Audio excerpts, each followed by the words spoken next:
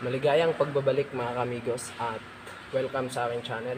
So for today's vlog mga kamigos, yun nga, tuturo ko sa inyo yung paggawa ng painong sa no hook no problem. So hindi ko inakala na tumaas ng tumaas yung views niya, mataas pa yung duration niya, yung view duration niya is mataas pa. So ibig sabihin para mas marami pa nanonood. Yun nga, marami nanood, marami nag-request kung paano yung pain, anong kulay, paano gawin. So yun, papakita natin mga amigos. So pakita pala natin muna yung mga pain natin. Ito, let's go, pakita ko muna sa inyo.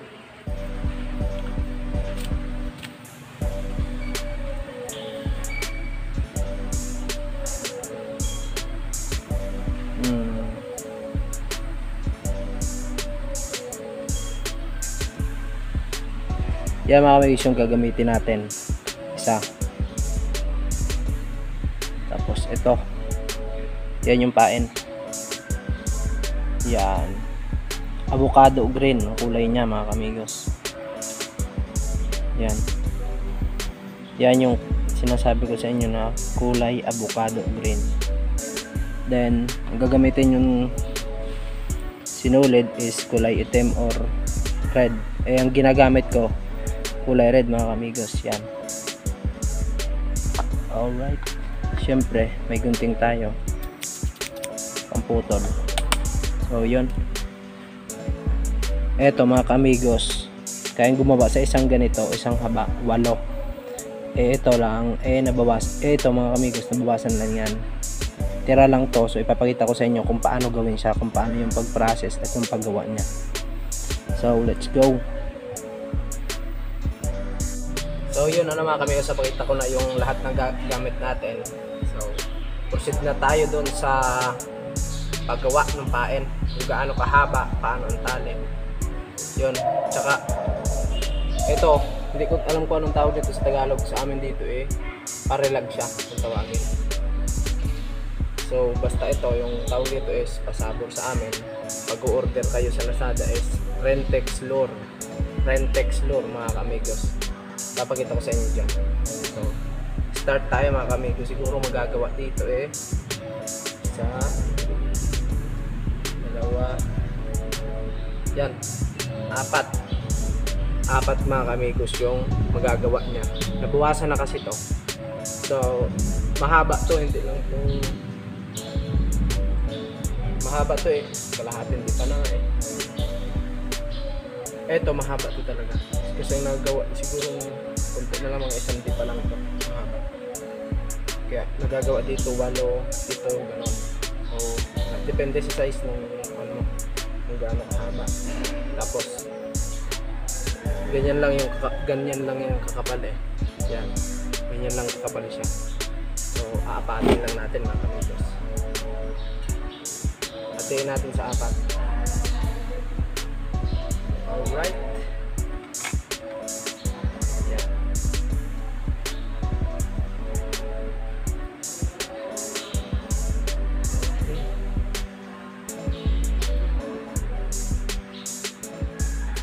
Palom ng gunting. Yan o. So yan, 4 na mga kamigos. Yan o, ginawa kong 4. Then yung pagtali niya mga kamigos, kaya may tingting. Ang purpose nitong tingting mga kamigos ganito. Yan, tingting yan. Ito yan.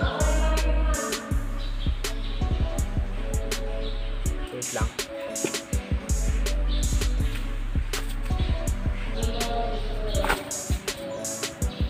So yun, naputol yung pa natin kasi kung napapansin nyo mga kamigos, naka-isolate ako ng mga front line na dito.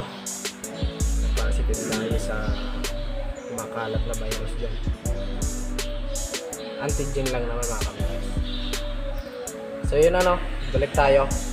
Ang purpose nito is para matalian. Yan. Yan, ganyan. Yan. Maraming style ang pagtali. Depende sa inyo kung paano. Pwedeng ganyan. Pwedeng ganyan. Kaso maliit yung putol ko kasi. Yung sa akin talaga ganito lang. Ganyan. Mahaba pa nga. Yan, ganyan mga kamigos. Yun ang purpose ng tingting. Yung walas tingting na yan. Ganyan yun. Yan. Tapos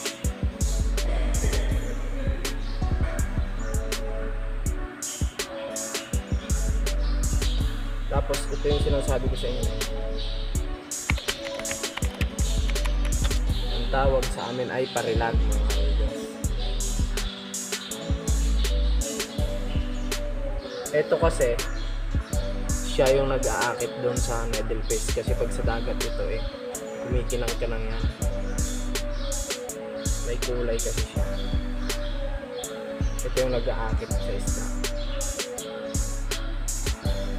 Yan. Ayusin lang natin mga kamigos.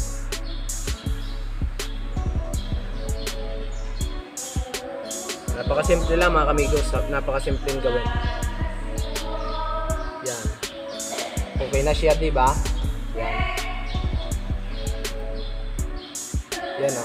Tatalian natin siya ngayon. Pero bago talian natin mga kamigos, ilalagay natin yung parilag dito. Search ko mamaya sa kung anong tawag nito. Tapos, ang tawag dito sa amin parilag. Siya yung umaakit kasi sa isda. Yun. Ayun, nandun na. Yan mga kamigos is tatalian ito. Isasama dito sa Rentex lure. Yan. Okay. Yan.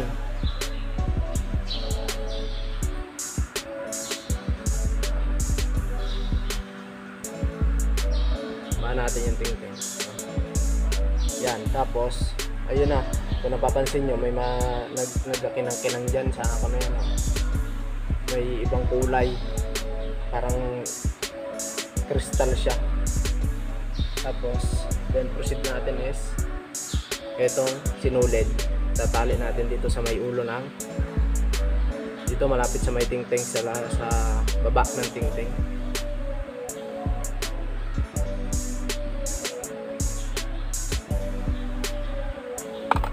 Alright.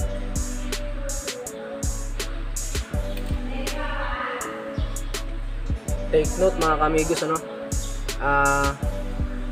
ang gagamitin yung sinulit is kulay black at saka pula lang ang pwede. Alin man sa dalawa ang gusto nyo. So ang gamit ko is kulay red lang. Dati itim yung sa akin. Parang mas mapan yung pula. So yun, tatali natin mga amigos.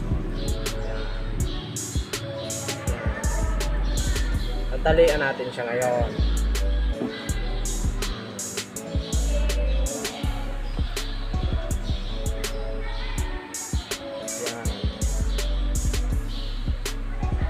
Putulin na natin mga kamigos. Mahirap itali.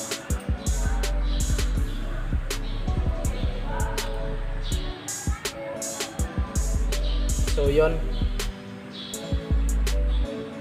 tali lang natin.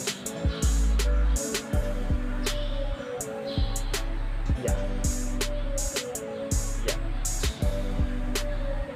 Then siyempre ilalak natin mga kamigos.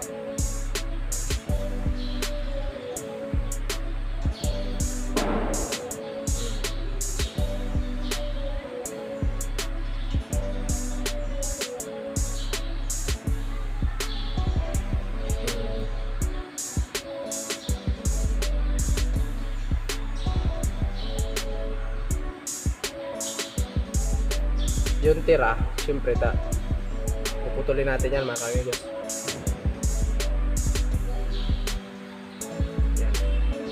Yan yung itsura niya mga kamigos. Yan, magiging ganoon siya. Yan ang itsura niya mga kamigos, no. At kung mapapansin nyo, may tingting, no. Bago nyo ipain yan mga kamigos sa dagat, tatanggalin nyo to. Yang ting-ting na yan, tatanggalin nyo yan. Ito, yan, magiging ganun siya. Kita nyo yung maliit na butas na yan. Diyan nyo ipapasok yung nylon nyo na gamit, yung handline nyo. So, kung gagamit kayo ng handline is number 6 or number 8 lang. Wag 10 yung mataas. Maliit lang, hindi naman kayo putulin yun. Kasi, kapag kinain niya to, bubuhol ng bubuhol ito sa bunganga niya, mga kamigos. So, tingnan nyo yung dun sa, kung bago ka lang at hindi mo pa nakikita kung ano yung itsura ng mga nakukuha nito, yung needlefish, kung hindi mo kilala, ay tingnan mo dito sa vlog na to. Itong vlog na to. Yan. So, yun, pag kinain to depende lang pag sobrang lalaki talaga. Inaabot ng buntot yung handline natin, so kaya napuputol talaga. So yun, yan napapansin niyo yung butas na yan, mga kamigos, no? Diyan lang ipapasok yung handline natin, yeah. So yun, mga kamigos, sana may matutunan kayo dun sa binigay ko na yung tutorial kung paano gawin yung Rentex lure. Kung tawagin dito sa amin, pasabor. At kung kulang man ang naibigay kong informasyon sa inyo, ay just comment down and bigay ko sa inyo kung anong kulang. Kung may kulang sa mga nasabi ko, kung anong mga hindi nyo naintindihan, ipapaliwanag ko sa inyo, mga kamigos. So, pasensya pala at tayo nakakulong ngayon, wala tayong vlog. So, tuturo ko lang talaga ito. Tinuro ko lang to. May mga previous video ako dito na hindi ko pa na-edit. So, may mga na-shoutout doon na gusto mo pa shoutout ngayon. Yung mga gusto mo pa shoutout, hindi pa pwede may shoutout kasi hindi naman tayo pwede maka-vlog. Ito lang talaga. Ito lang, mga kamigos. So, yun. At kung bago ka lang sa aking channel, mga kamigos, ay huwag mong kalimutang i-like at i-hit yung notification bell para updated ka sa aking mga susunod na video. At maraming salamat pala sa inyo, mga kamigos, sa mga supporter natin dyan, sa mga bagong subscriber. Na-reach na natin ang monetization, yung 4,000 hours. Nag-apply na tayo sa YouTube. At okay na, in-approve ni YouTube. So, monetize na si Ka-Amigos. Maraming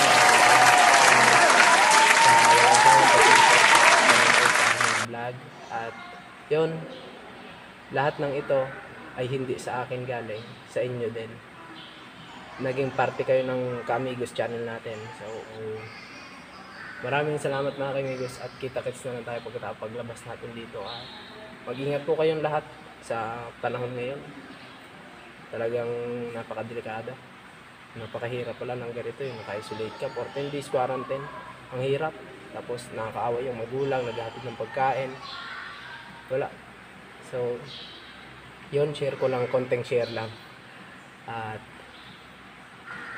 hanggang dito na lang, mga Ka-Amigos.